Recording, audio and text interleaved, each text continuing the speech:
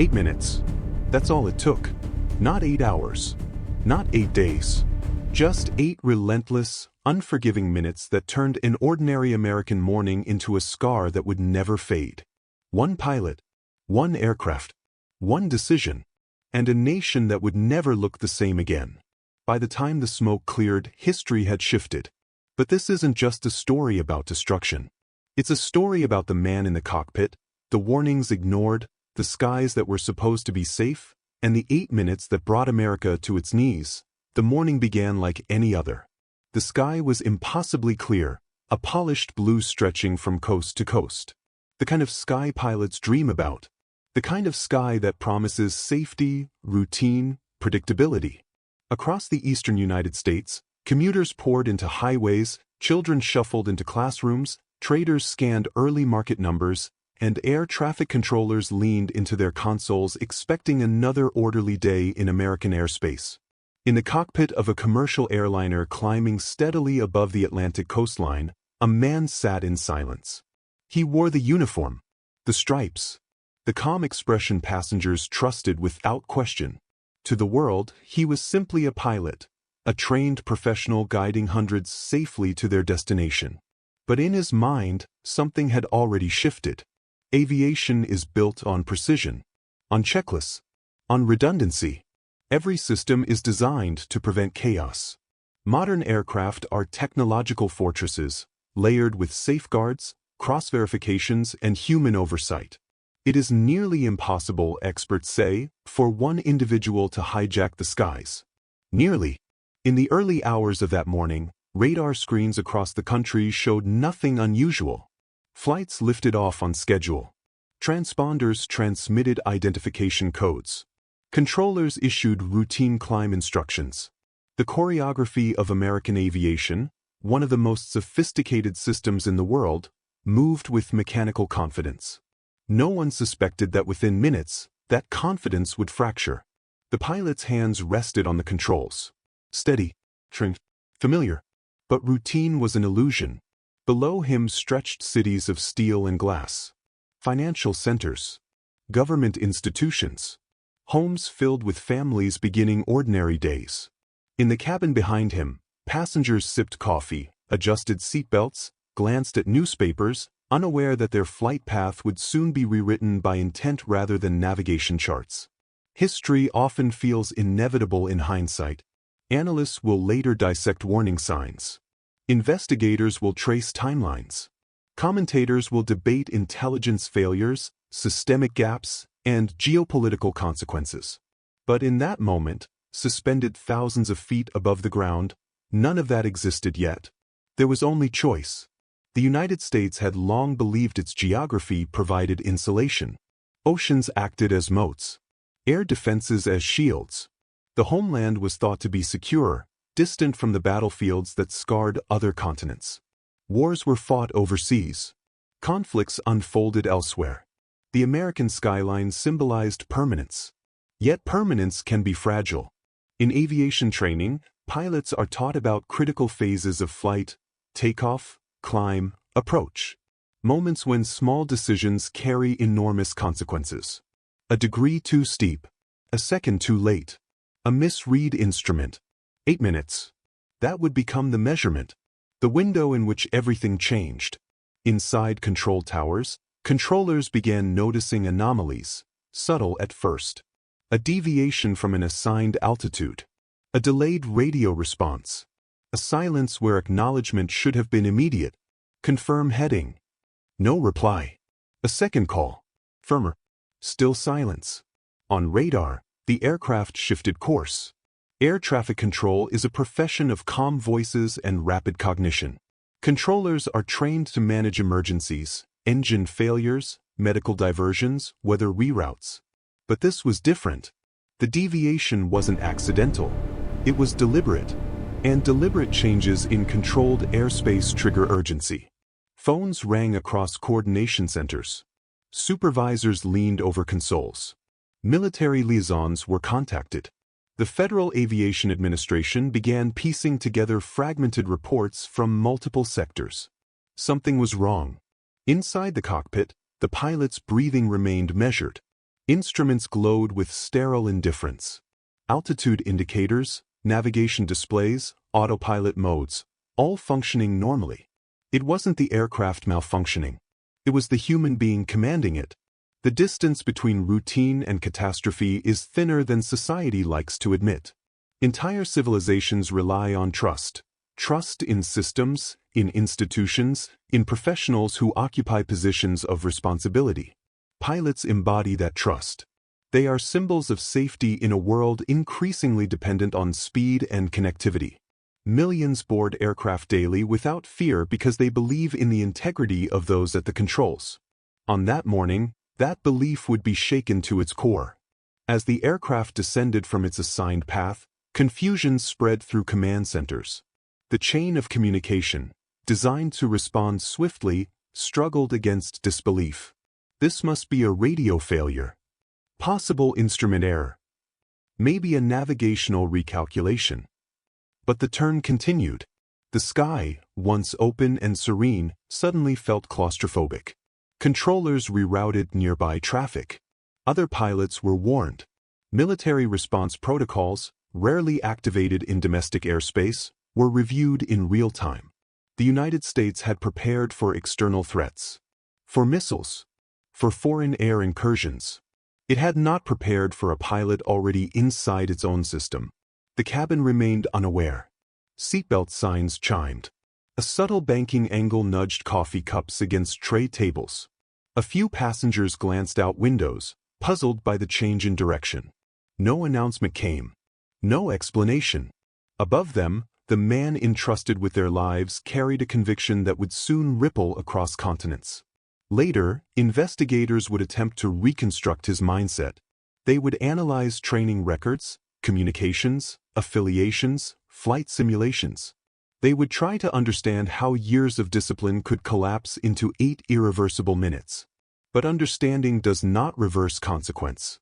As the aircraft accelerated into its final trajectory, radar operators watched in disbelief. The target symbol moved with purpose, not confusion. There was no distress signal. No mechanical failure code. Only intent carved into a descending line of data points. On the ground, the city stood unaware. Skyscrapers reflected morning sunlight like polished mirrors. Pedestrians hurried through crosswalks. Sirens wailed distantly for unrelated emergencies. Life unfolded at its usual pace. And then, within 8 minutes, normalcy ended. The impact would not just be physical. It would be psychological, national, global. Air travel would halt. Financial markets would freeze. Military doctrines would shift. Security policies would tighten. Trust, once assumed, would now require verification. In the immediate aftermath, chaos replaced certainty. News networks scrambled for confirmation.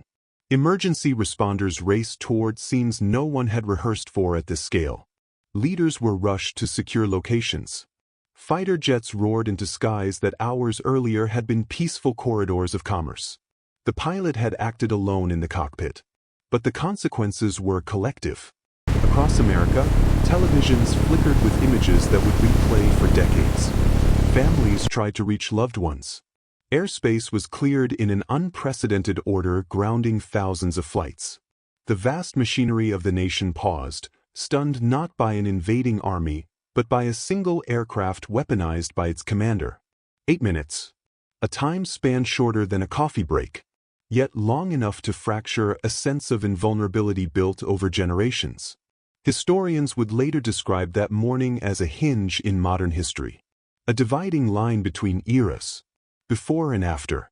Confidence and caution. Openness and vigilance. But in the quiet seconds before impact, none of that narrative weight existed. There was only a cockpit. Instruments glowing. A horizon rushing closer. And a decision that would echo beyond those 8 minutes. Reshaping policy, warfare, civil liberties, and the psychology of a nation. The sky had once symbolized freedom. That morning, it became a reminder of fragility. And America would never look at its own airspace the same way again. At 8:38 a.m., the first unmistakable sign appeared. A controller in the Northeast Air Traffic Control Sector leaned forward, eyes narrowing at the radar sweep. The aircraft had deviated beyond what could be explained by weather or standard vectoring. Its assigned corridor was clear. There were no storm cells. No traffic conflicts. American flight, confirm heading. Silence. The transmission hung in the air, sterile, procedural, but beneath it, tension gathered. Inside the cockpit, the pilot had already disengaged the autopilot's standard route. The navigation display glowed with new coordinates. His hands were calm, movements deliberate. Years of flight training had etched muscle memory into every motion: throttle adjustment, trim control, descent rate management. Behind him, the co-pilot lay incapacitated, neutralized in a struggle that had lasted seconds but carried the weight of history. The reinforced cockpit door, designed to protect against external threats, now sealed the internal one. The irony would later become a point of bitter debate. In the cabin, murmurs began as passengers noticed the aircraft banking sharply. The seatbelt sign chimed again, a mechanical reassurance that meant nothing to the laws of gravity shifting outside their windows. At 8:41 a.m., a second aircraft deviated from course. Different airline. Different origin. Same silence. Now the pattern was impossible to ignore. In air traffic control rooms, coordination intensified. Supervisors moved quickly between consoles. The Federal Aviation Administration initiated emergency protocols, contacting the North American Aerospace Defense Command, known as NORAD. For decades, NORAD's mission had focused outward, monitoring potential missile launches, tracking foreign aircraft approaching continental airspace. The Cold War had trained its gaze toward distant adversaries. Not inward. But radar data does not lie. 2 commercial jets were now off course. Both descending. Both unresponsive. At 8:44 a.m., the first fighter scramble order was issued from Otis Air National Guard Base in Massachusetts. 2 F-15 Eagles roared to life, their engines shaking the tarmac. Pilots sprinted toward aircraft they had trained in thousands of hours but rarely deployed under real domestic emergency conditions. Time compressed. In the cockpit of the first airliner, altitude ticked downward, 25,000 feet. 20,000, 15,000. The pilot's eyes fixed on a target visible now through the windscreen, a skyline that represented financial power, economic dominance, and global influence. Skyscrapers rose like steel sentinels. Among them stood the twin towers of the World Trade Center, icons of American commerce. Airliners are not designed as weapons. They are engineered for lift, efficiency, range, passenger comfort. Their fuel loads, however, can transform them into explosive projectiles under catastrophic conditions. At 8:46 a.m., the first aircraft struck. The impact ripped through the North Tower between the 93rd and 99th floors. Fireball. Debris. Shockwaves rolling through Manhattan's concrete canyons. For several long seconds, confusion reigned. Accident? Mechanical failure? News cameras pivoted toward the smoking tower. Commentators speculated cautiously. A tragic incident, perhaps. A pilot error. But in the air, the second jet continued its descent. At 9:03 a.m., live on national television, the second aircraft carved into the South Tower. There was no ambiguity now.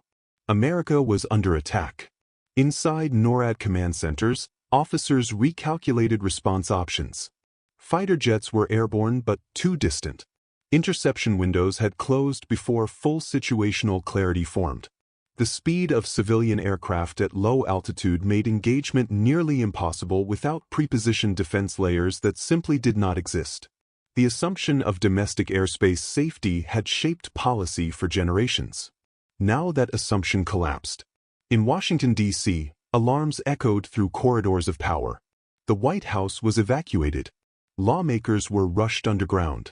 The Pentagon, activated continuity of government protocols. At 9:37 a.m., a third aircraft struck the western facade of the Pentagon itself. Steel, reinforced concrete, and offices filled with military planners erupted in flame. The symbolism was unmistakable: financial power in New York, military command in Virginia. The fourth hijacked aircraft, United Flight 93, veered toward the nation's capital. By then, passengers had learned of the earlier impacts through phone calls to loved ones. The psychological battlefield shifted. Inside that cabin, civilians made a collective decision. They would not wait. "Let's roll," became a phrase that would echo through memorials. At 10:03 a.m., after a struggle for control, Flight 93 crashed into a field in Pennsylvania rather than its intended target. For aircraft, coordinated. But within the architecture of that catastrophe lay 8 pivotal minutes. The window in which the first deviation went unchallenged by force because force had never been designed for such a scenario. The United States grounded every civilian aircraft in its airspace, an unprecedented order. More than 4,000 planes were directed to land immediately. Skies emptied. On Wall Street, trading halted. Financial markets worldwide trembled. Oil prices spiked. Global leaders convened emergency councils. By 9:59 a.m., the South Tower collapsed. The structure, weakened by impact damage and sustained jet fuel fires, pancaked downward in a cascade of pulverized steel and concrete. A cloud of ash swallowed Lower Manhattan. At 10:28 a.m., the North Tower followed. The skyline, once a declaration of permanence, was transformed into smoke and ruin. In those hours, America's sense of invulnerability fractured. The pilot who initiated the first strike had acted as part of a broader extremist network led by Osama bin Laden, orchestrated through the organization known as Al-Qaeda. Years of planning, ideological indoctrination, and strategic patience converged into a morning of devastation. But ideology alone does not guide an aircraft. Training does. The hijackers had learned flight procedures in American schools. They understood cockpit layouts, communication protocols, fuel ranges. They exploited openness, visa systems, aviation accessibility, assumptions of trust. The collapse of the towers marked not only structural failure but the beginning of geopolitical transformation. Within days, President George W. Bush addressed the nation, declaring a global war on terror. Military deployments mobilized toward Afghanistan, where Al-Qaeda had established operational bases under Taliban protection.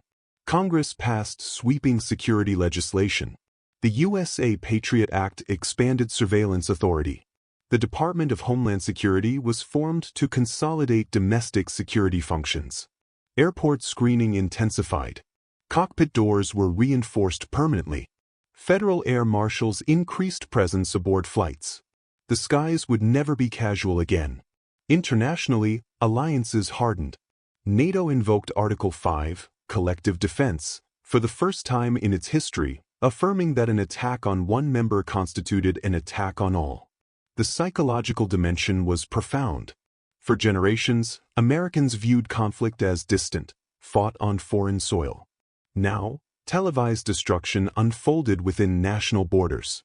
The imagery etched itself into collective memory, people running through ash-covered streets, firefighters ascending stairwells, flags rising from rubble. The pilot's 8 minutes became a catalyst for 2 decades of war, trillions in expenditure, and countless lives reshaped across continents. Afghanistan fell quickly under US-led coalition strikes. The Taliban regime collapsed within weeks. Yet insurgency simmered. The hunt for bin Laden stretched across years, culminating in 2011 when U.S. Navy SEALs located and killed him in Abbottabad, Pakistan. But strategic consequences rarely conclude cleanly. The invasion of Iraq in 2003, justified partly through broader counterterrorism doctrine, opened another prolonged conflict. Regional instability intensified. Power vacuums emerged. New extremist factions evolved. All of it tracing backward to a cockpit decision measured in minutes. Security theorists later described 9/11 as an asymmetric masterstroke, low-cost execution generating disproportionate geopolitical upheaval. The attackers exploited civil aviation infrastructure as both delivery mechanism and symbol. The transformation of American domestic life was equally significant. Surveillance expanded.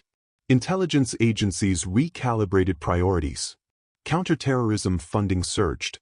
Cultural narratives shifted toward vigilance. Airports became fortresses of procedure. Shoes removed. Liquids limited. Identity scrutinized. Trust became conditional. In classrooms, a new generation grew up with metal detectors and emergency drills. Soldiers deployed repeatedly overseas. Veterans returned with visible and invisible scars. The economy adapted but carried latent vulnerability. Insurance industries recalculated risk models. Urban architecture integrated resilience planning. Crisis response frameworks were rewritten. In strategic studies, the event redefined homeland defense doctrine. The notion that internal systems could be weaponized by those trained within them forced reevaluation of security paradigms. The pilot in that first cockpit may have believed he was striking a decisive blow. In reality, he triggered an era defined by perpetual counteraction. The 8 minutes did not end with impact. They expanded outward, into policy, warfare, diplomacy, and civil liberty debates that continue to reverberate. Historians often seek singular inflection points. September 11, 2001, stands as one. Not because it introduced violence to the world, humanity has known violence throughout its existence, but because it shattered assumptions about geography, technology, and trust in an interconnected age. The United States was not brought permanently to its knees. But in those moments, as smoke rose over Manhattan and sirens echoed through Washington, it bent under shock. And the reverberation of those 8 minutes continues to define global politics, security doctrine, and the architecture of modern fear. In the aftermath of those 8 minutes, the world searched for meaning. Smoke eventually cleared from Manhattan's skyline. The fires at the Pentagon were extinguished. The Pennsylvania field grew quiet again, its earth forever marked by impact. But the silence that followed was not peace, it was reckoning. America had been struck at the core of its confidence. The towers were gone. Nearly 3,000 lives were lost. Families were altered forever, birthdays without fathers, graduations without mothers, empty seats at dinner tables that would remain empty for decades. First responders who rushed upward into smoke became symbols of courage, many later paying with their health, some with their lives. Yet nations are not defined solely by how they fall. They are defined by how they respond. Within hours of the attacks, ordinary citizens lined up to donate blood. Strangers offered rides across bridges closed to vehicles. Restaurants handed out food without charge. In the darkest hours, civic instinct surfaced with startling clarity. The phrase, "United we stand," appeared on storefronts, newspapers, and television screens. Flags emerged from windows and porches across the country, not as political statements, but as expressions of shared identity. The skyline of New York would change, but it would not remain empty. Where the Twin Towers once stood, a new structure eventually rose. One World Trade Center, reaching 1,776 feet into the air, its height deliberately symbolic of the year of American independence. It was not merely architecture. It was declaration. Below it, 2 reflecting pools now mark the footprints of the original towers, the National September 11th Memorial, and Museum. Water falls endlessly into square voids, names engraved in bronze around the edges. Visitors trace letters with their fingers. Some whisper. Some weep. Some simply stand in silence. Memory became sacred ground. But memory alone does not prevent repetition. In the years that followed, aviation transformed. Reinforced cockpit doors became mandatory. Passenger screening intensified. Intelligence sharing frameworks between agencies expanded. The Transportation Security Administration emerged as a permanent fixture in American airports. Airspace surveillance integrated more deeply with defense networks. The sky, once symbolic of uncomplicated freedom, became layered with vigilance. For the military, the war on terror defined an era. Soldiers deployed repeatedly to Afghanistan and Iraq. Entire careers unfolded in desert landscapes thousands of miles from home. New strategies of counterinsurgency were developed, tested, revised. Drone warfare expanded. Cybersecurity rose as a parallel battlefield. The financial cost soared into trillions. The human cost defied calculation. Yet the global order also shifted in subtler ways. Alliances hardened around counterterrorism. Intelligence operations became more interconnected. At the same time, debates over civil liberties intensified. Surveillance powers granted in crisis sparked ongoing constitutional discussions. The balance between liberty and security became one of the defining policy questions of the 21st century. The 8 minutes had forced a nation to confront vulnerability, and vulnerability often reshapes identity. But there is another dimension rarely discussed.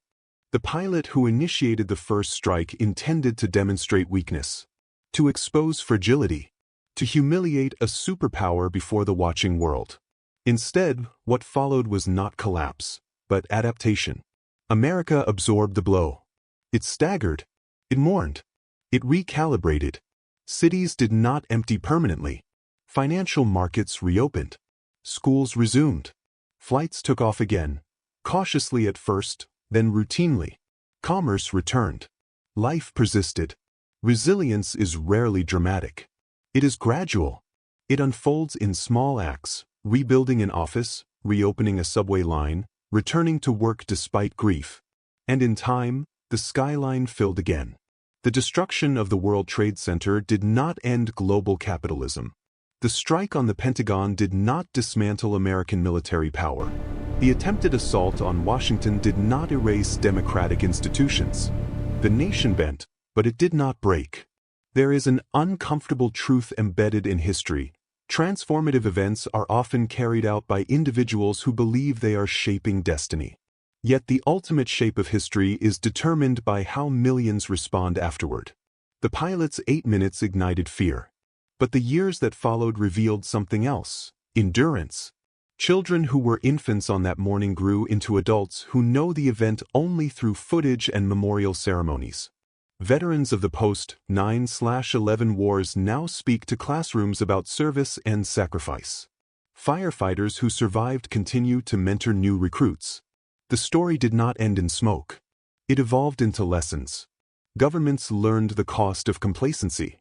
Security systems learned the value of redundancy. Citizens learned the fragility of normalcy. And perhaps most importantly, the world learned that power is not only measured in skyscrapers or aircraft carriers, but in the capacity to rebuild after devastation. Every September 11th, the names are read aloud. Bells toll at the exact minutes of impact and collapse. Families gather at memorial pools. Moments of silence stretch across cities. 8 minutes once shattered a morning. Now, those same minutes are reclaimed as moments of remembrance. There is no rewriting what happened, no undoing the losses, no restoring the skyline exactly as it stood. But history is not solely a ledger of destruction. It is also a chronicle of recovery. The pilot who brought America to its knees believed he was ending something permanent. Instead, he marked the beginning of a new chapter, one defined by vigilance, complexity, and hard-earned resilience. The sky still fills with aircraft every day. Millions board flights, trusting once again in the professionals at the controls. The system is different now, reinforced, scrutinized, hardened by experience, but it continues. The skyline still rises. The nation still stands. And those 8 minutes, once symbols of shock and terror, now serve as reminders of something deeper.